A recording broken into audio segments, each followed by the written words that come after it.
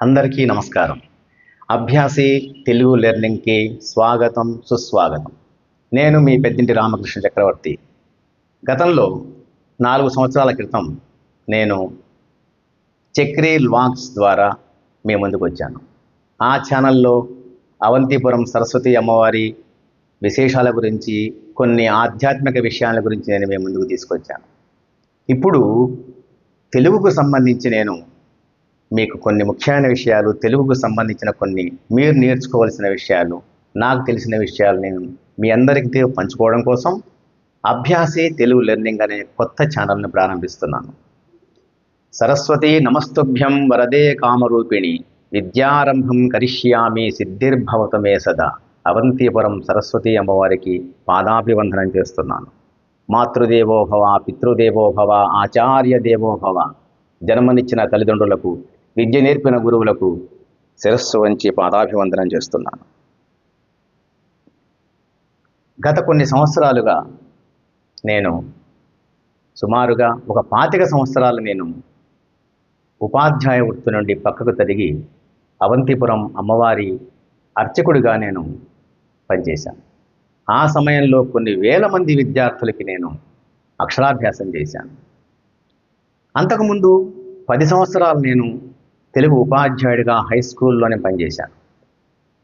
అక్కడ చదువుకున్న విద్యార్థులు కానీ, నా చేత అక్షరాలు దిద్దించుకున్న పసిపిల్లలు కానీ ఈరోజు దేశ విదేశాల్లో ఎంతో ఉన్నతమైన స్థానాల్లో ఉన్నారు. అది నాకెంతో గర్వకారణం. ఈ గర్వకారణమైన స్థితి కేవలం తల్లిదండ్రులకు, గురువులకు మాత్రమే ఈ సమాజంలో ఉంటుంది. ఇది నిస్సందేహం. అయితే ఇప్పుడు నేను మీ ముందుకు రావడానికి ప్రధాన కారణం తెలుగు భాష మన మాతృభాష. దీనికి సుమారుగా 2500 సంవత్సరాల ప్రాచీన చరిత్ర ఉంది. భారతదేశ ప్రభుత్వం కూడా సుమారు 5 అతి ప్రాచీనమైన భాషల్ని గుర్తించింది. ఆ 5 మన తెలుగు భాష కూడా ఒకటి. అంత అద్భుతమైన భాష రాను రాను రాను రాను కనుమరుగవుతుంది, అంతరించిపోతుంది. ఇది చాలా బాధాకరమైన విషయం.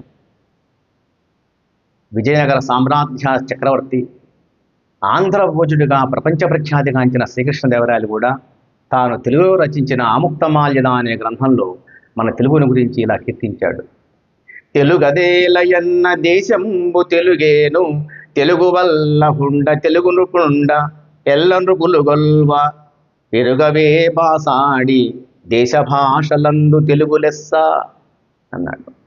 రాజులు కీర్తింపబడ్డా కూడా, ఆ రాజులు కూడా ఎంతోమంది చక్రవర్తులతో కీర్తింపబడ్డా కూడా ఆ భాషను అనుసరించి, తెలుగు భాషను అనుసరించిందే కాబట్టి ఆ భాష మామూలుది కాదు, చాలా గొప్ప భాష అని మనకు ఆముక్తమాల్యదలో శ్రీకృష్ణదేవరాయలు సెలవిచ్చారు.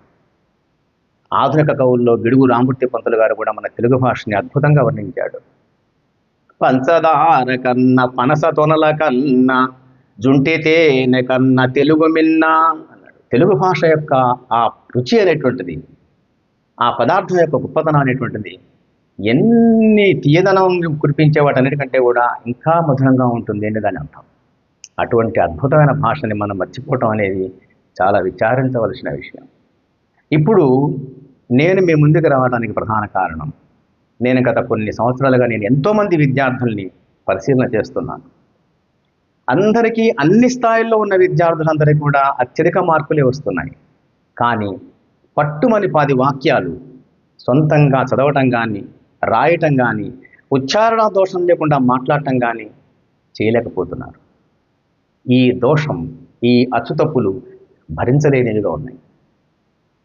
తల్లిదండ్రులు కూడా కొంతమంది మా పిల్లలకి తెలుగు రాదు అని చెప్తున్నారు. అదేదో వాళ్ళు చాలా గర్వంగా భావిస్తున్నారు. కానీ వాళ్ళ పిల్లలు అటు తెలుగులోనూ ఇటు ఆంగ్లంలోనూ కూడా రాణించలేకపోతున్నారని తెలుసుకోలేకపోతున్నారు. ఇది చాలా విచారించవలసిన విషయం.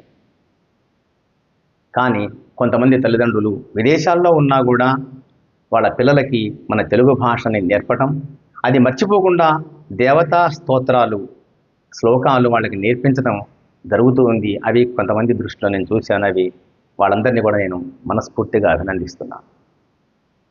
కాబట్టి మనం నా తెలుగు లెర్నింగ్ ఛానల్ ద్వారా అందరి పిల్లలకి 6వ తరగతి నుండి 10వ తరగతి పిల్లలు, ఇంకా తక్కువ స్థాయి పిల్లలైనా పర్వాలేదు, అసలు తెలుగు వర్ణమాల ఎన్ని అక్షరాలు ఉన్నాయి, ఇందులో అచ్చులేంటి, హల్లులేంటి, విభక్తులేంటి, ఇక 9th 10th వచ్చేసరికి వాళ్ళకి ఛందస్సు అంటే ఏంటి, సమాసాలు, సంధులు, అలంకారాలు ఏంటి, ఇవన్నీ వాళ్ళకి సరళంగా చెప్పేవాళ్ళు చాలా తక్కువ మంది ఉన్నారు.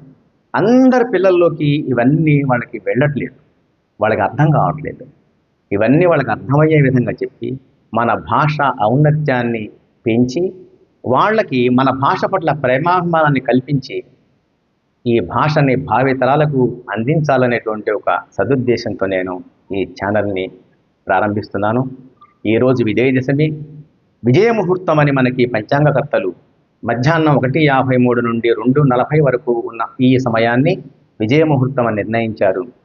మీకు, నాకు, అందరికీ విజయం సంపాదించి పెట్టాలని, మనందరం అన్ని రంగాల్లో విజయం సాధించాలని నేను ఈ ముహూర్తంలో వీడియోల్ని ప్రారంభిస్తున్నాను.